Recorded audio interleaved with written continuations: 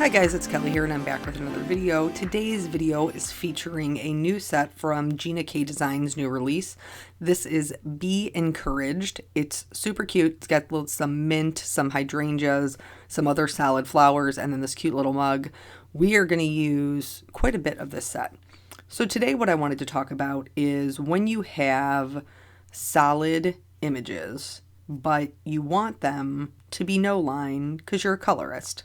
So I have a limited color palette for my Gina K Designs. I have a couple of ink cubes. I love her Tranquil Teal. It's one of my favorite colors of cardstock. But I wanted to do orange flowers because orange and teal look very nice together. And then I would have the accent of the yellow green from the mint. And so I am going to show you how I turn the solid images into outline images, and then also how I choose the colors of ink that I stamp in. So I'm using some Masking Magic from Gina K. These stamps do have dies, but I don't own them. So I am going to do this as a one layer scene, and then I'm going to transfer it to my card base. So we got a lot going on here. So first things first, I'm going to stamp this onto my mask. The reason that I'm doing the mug first is because I need this mask to act as a placeholder so I can put all of my other stamps where I want them to go. So I'm just going to go through, I'm going to trim this out. When I trim this out, I am actually going to cut through the handle so that I can remove that inner part between the handle and the mug, so that if I need any stamping to go behind that, it can. Honestly, ultimately, it did not end up doing that, but I wanted you to know it was an option. So here I'm kind of playing around with some of my stamps. The hydrangeas in this set are outline stamps. The other flowers, I'm not sure what they are. Are they also hydrangeas? They may be, but they are solid and you can layer them. But I'm a colorist, so I want to color them and I want all of my stuff to match. So I'm using Gina K's Amalgam ink. This is safe for alcohol markers. And I am stamping down my first flower. Then I'm going to use some more of that masking paper to create my mask for this. And I did this for all of them, but I'm only going to show you just this one. I just used the leftover ink that was on the stamp to create that. Why can't I talk? To create that. And then I'm going to trim it out and put my mask down. I'm going to do this with each of my flowers. And then, so here I have a large flower I want in the top. I'm going to put the mint behind it, but the flower needs to be first. So I have to stamp that first. Whatever you want the most of, whatever you want to see the most of, you have to stamp first. So here, I originally started, I got 3 stamps on here. I picked the, I believe it is Innocent Pink from Gina K because I don't have an orange. However, because I know color theory, I know, wait, we'll come back to this. So this one I realized may be behind the mug, and so I couldn't stamp that one down yet. That's why I removed it. But because I know color theory, I know that if I layer a yellow over a pink, it's going to give me an orange. And so this color ink is light enough that it's going to give me it's going to maintain all the detail of the image, which is going to allow me to color over top of it.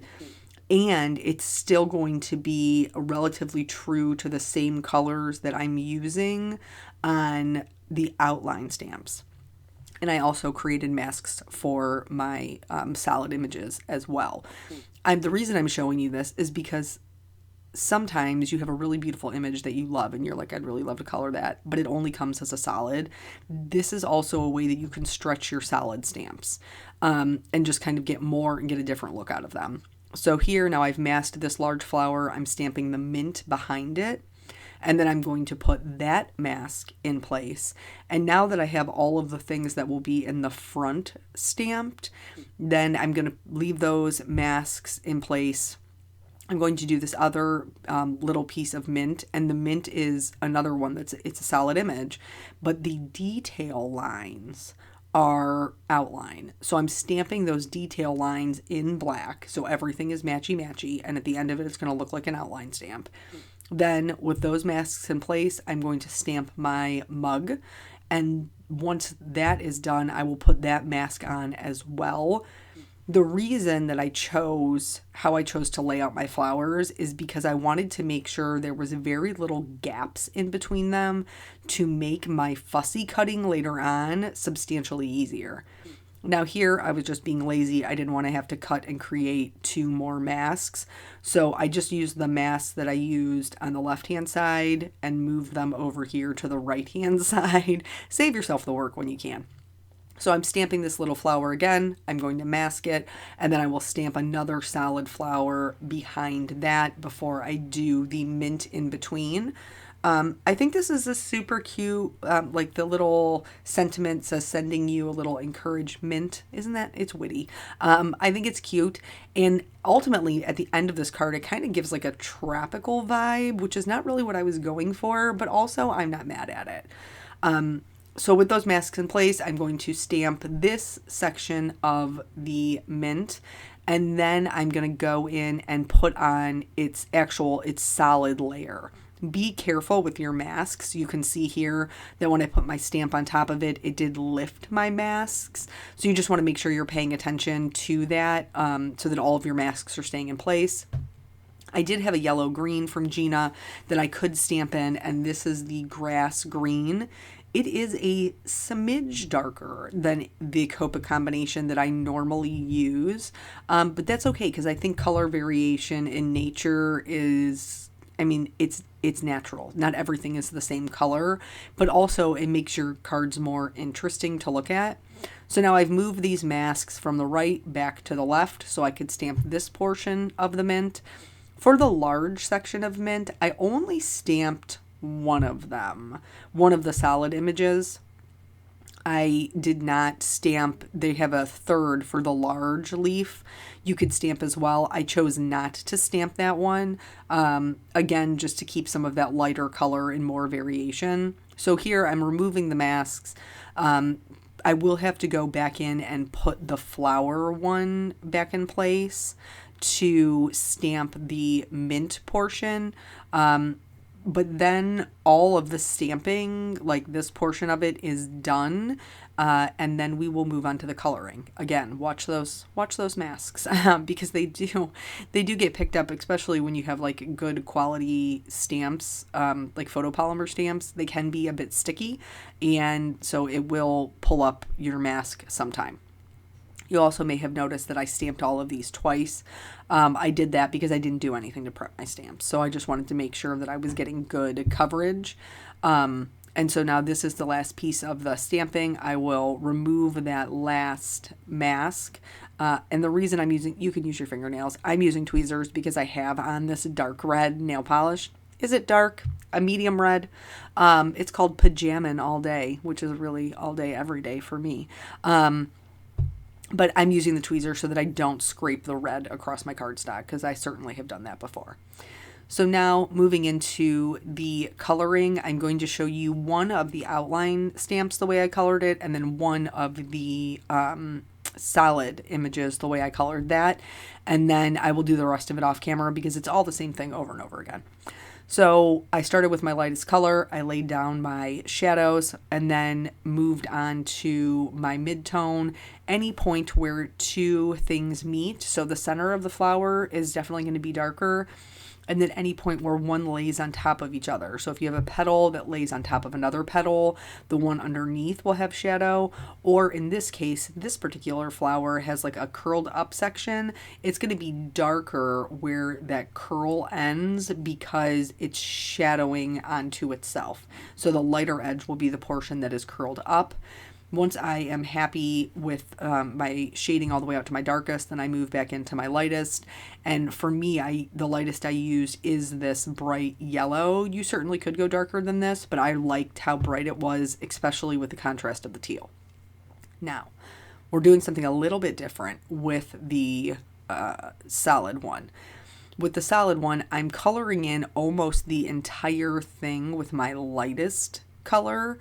I'm leaving just a little bit of pink in each section that's going to act as my highlight. But ultimately, the reason that I'm going through and kind of filling this in is so I know what the color looks like that I'm going to be working with. You don't have to do the whole flower, especially if you're worried about losing your detail. You don't have to do the whole flower. You can go one petal at a time. But I was pretty confident in my ability to retain the detail and do the whole flower at once. So that's how I chose to go about it. And then we're going to do the same thing. The shadows don't change just because it's a no line image, which is essentially what we're doing here. We're creating a no line coloring image, which can be tricky and challenging, but not impossible. And especially with a flower that is drawn as simply as this one is, these are great practice pieces, like to get you more comfortable with maybe a more involved or a more intricate type scene. So now I'm going to work all the way out to my darkest and then again back through to my lightest. If you find that when you're doing this, you do lose your details, feel free to start with your darkest marker and map in your shadows to conserve them. With more intricate images, that is what I do. I go in with my darkest color first. I make sure that I map out all of the shadows and my details, and then I will go in and do the rest of my coloring. So now that this is done and I'm back out to my lightest color, I will completely fill in all that pink, and the oranges, while not exactly the same shade, are pretty close. So for my greens, I chose, again, yellow greens. When I was looking up mint, because you guys know how I do, I like them to be relatively close to each other. When I was looking up mint, the peppermint and spearmint, which were kind of drawn in this style, like this is how they look, were both very much a yellow-green. And so that's how I chose my color combination. And then I'm just doing the same thing. So here you can see where it gets a little bit busier, how I'm starting with my darkest color and I'm laying down where those shadows are going to be. So where all those little detail lines are, I am putting in my darkest color and then I'm working out to my lightest color. Where things are next to each other like this one, you have to pick what you want to be on top and what you want to be on bottom. What you want to be on bottom is where you want to add the shadows. In order to kind of have some continuity, the leaves that were drawn with no detail, I went back in with my markers and then added the detail to keep them along the same kind of shape and form as the other mint leaves. So here I have this open, I guess we'll call it open, this open outline leaf that is underneath this solid image.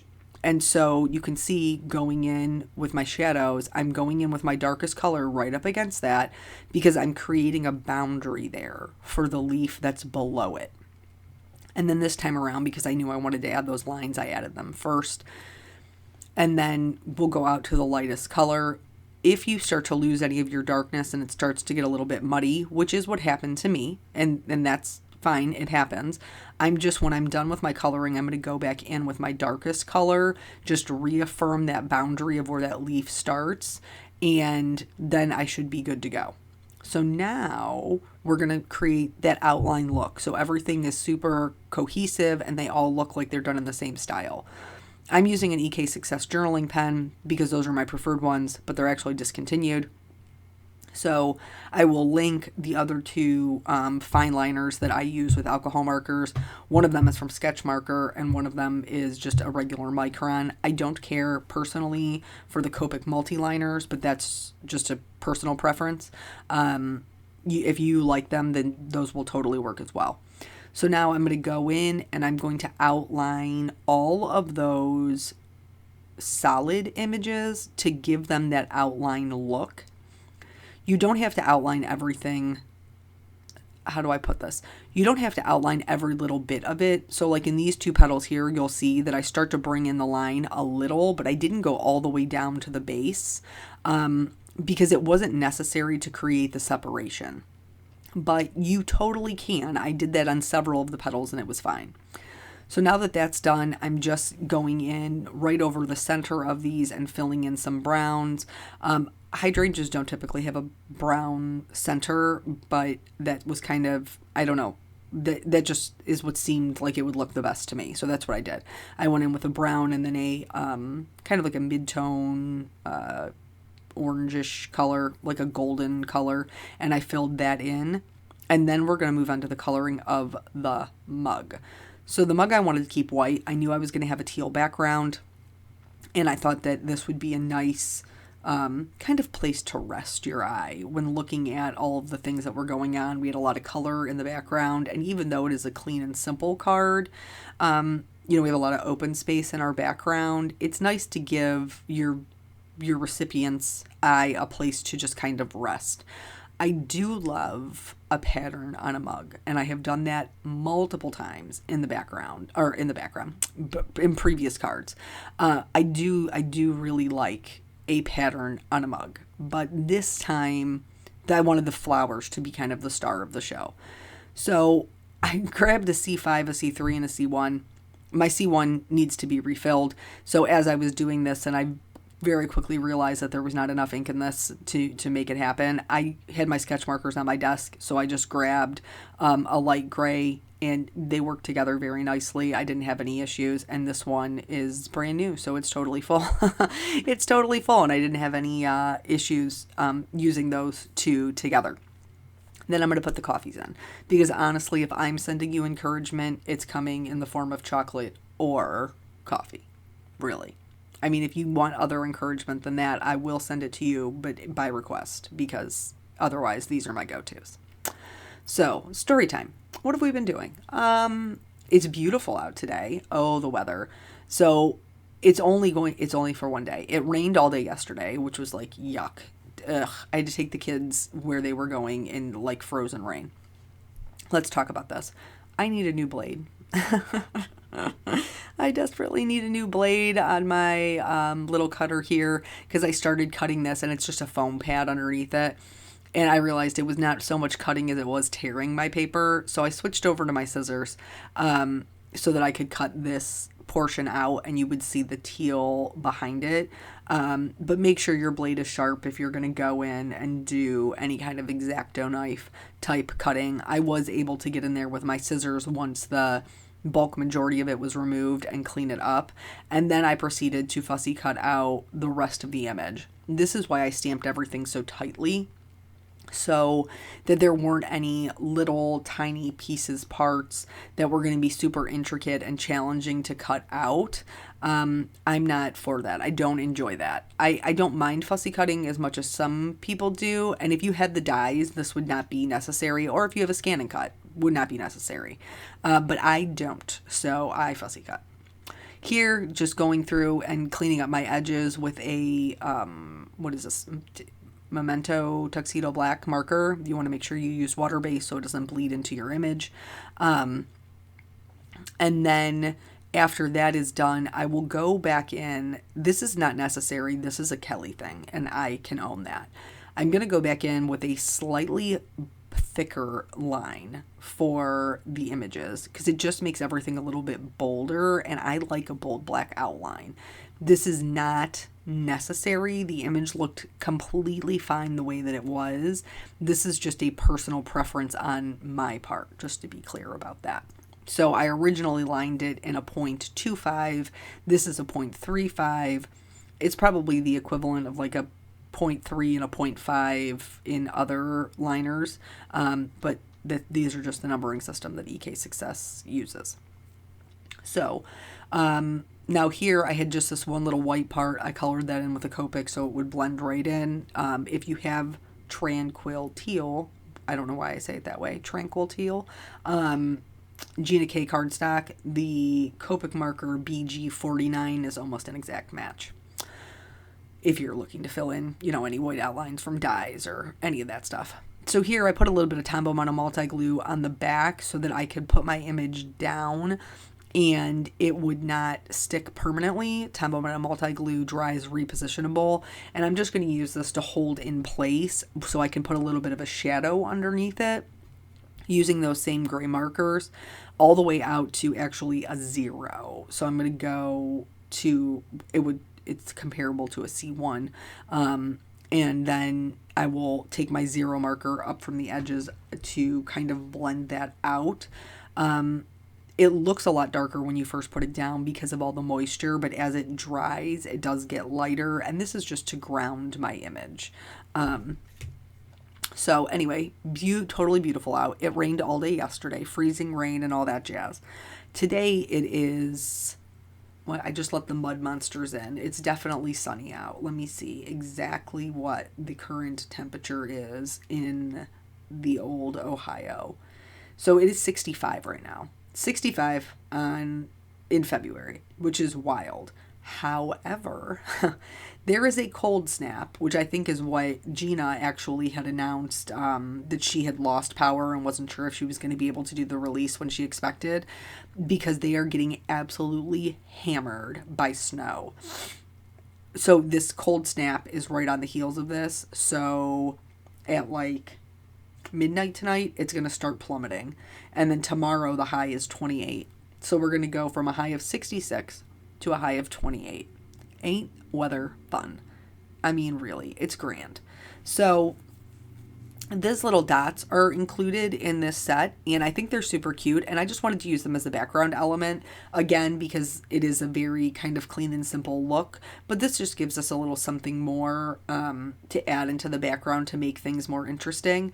So I am stamping in the same, like I'm stamping tone on tone, so tranquil teal, that's what I'm doing.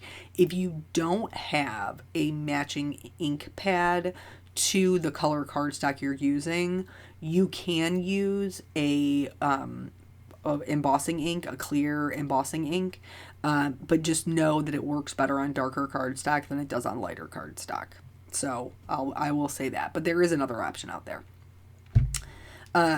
So with that beautiful, wonderful, nice weather that we are having comes the freezing weather tomorrow, which really is not super fun, but it just kind of is what it is. You know, we just got to embrace it.